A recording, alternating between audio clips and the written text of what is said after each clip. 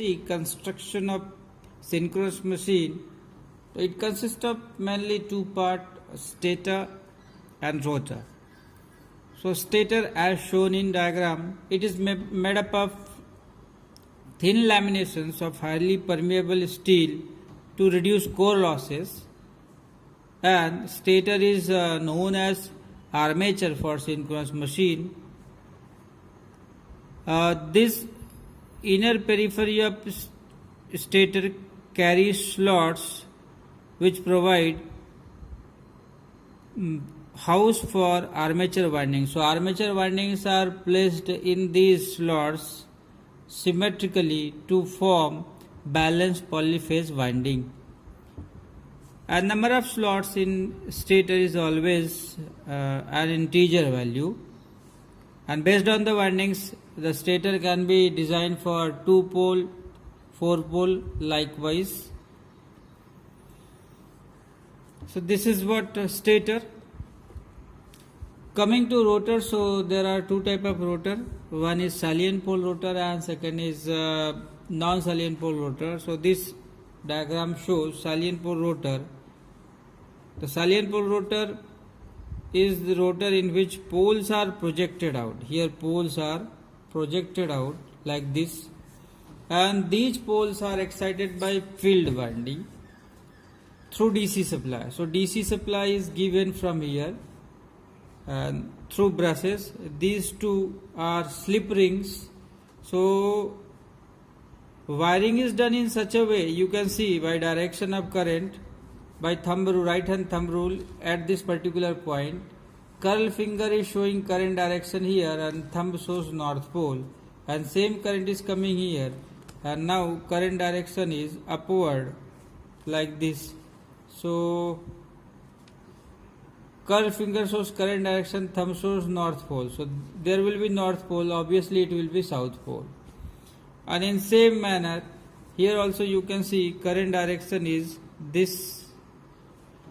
So based on that current is this one and thumb shows north pole. And in same fashion you can see here current is downward here. So if you use curl finger is showing current direction, thumb will show north pole. So this side is north pole, so this side will be south pole. So by this winding adjustment we are making adjacent poles as opposite poles. This is what salient pole, and it is also made up of silicon steel, thin lamination of silicon steel. And coming to second type of rotor pole, that is what cylindrical or non-salient rotor pole. In this the slotting is done in such a way that unslotted portion becomes, this is what unslotted portion, you can see this is also unslotted portion, this is also unslotted portion, and this is also unslotted portion. So these unslotted portions are going to act as poles, whereas these are the slots which carry conductors. Here you can see these are the slots. So by current direction again we can decide what will be the polarity of poles. So here you can see for this particular, if I redraw this like this, two conductors only, cross dot current. So by thumb rule only we can say curl finger is showing current is inward here and thumb shows flux outward or north pole. So this becomes north pole. Similarly you can see here for this also, this is what current here. If I apply curl right hand thumb rule, so right hand thumb rule, curl finger shows current direction, thumb shows north pole. If this is north pole, opposite will be south pole. So this is what south pole. So this type of rotor is smooth cylindrical, and poles are not projected, poles are merged. And here this type of structure is used for high speed rotor, that is called as turbo alternator. So this is what salient pole alternator, salient pole rotor and non-salient pole rotor. Based on these two rotors, the alternators are classified as salient pole alternator and non-salient pole alternators. Let us see what are the comparisons between salient and non-salient. So this is salient and this is non-salient.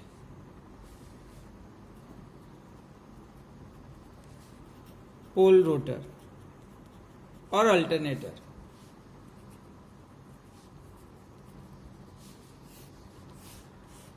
Very first comparison difference is in salient pole, poles are projected.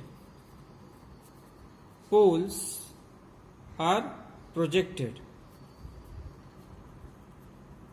And here poles are not projected. Not projected.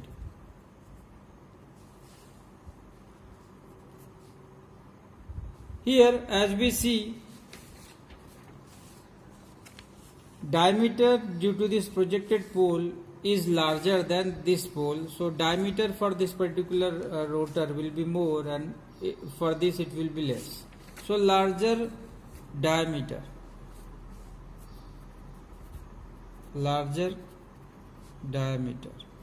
And here it is what? Smaller. Next, if its diameter is large, obviously its axial length will be low and its axial length will be more. So axial length of rotor. Small axial length. And here it is larger axial length.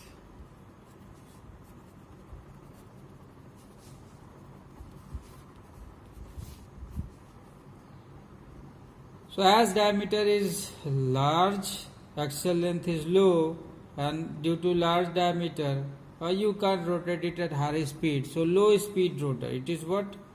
Low speed rotor. And this is what? High speed rotor.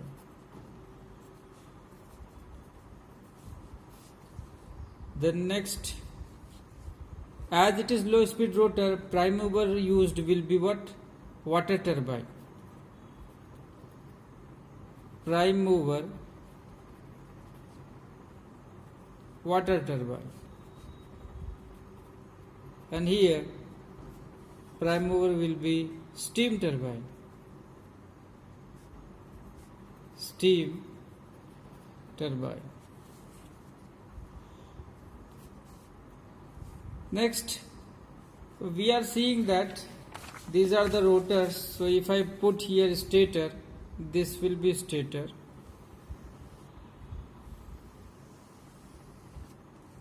So for this particular stator, air gap here is less and air gap here is more. Here also air gap is more and here air gap is less. Again here air gap is more. So we are seeing air gap is changing, whereas for this type of rotor, air gap will be uniform. You can see this is, if it is the stator, if this outer structure is the stator, so air gap everywhere. Air gap everywhere is what? Uniform. So this is what next difference. Here air gap non-uniform. Here it is uniform. As air gap is non-uniform, flux distribution will also be non-uniform. So non-uniform flux distribution. And here it is uniform. Flux distribution will be uniform. Next difference, damper winding. We will see what is damper winding. So in salient pole, damper winding is present. Damper winding is present, and here it is not present, absent.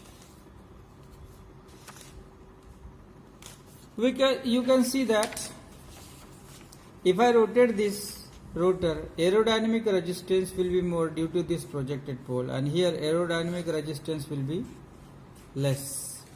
So more aerodynamic resistance, more aerodynamic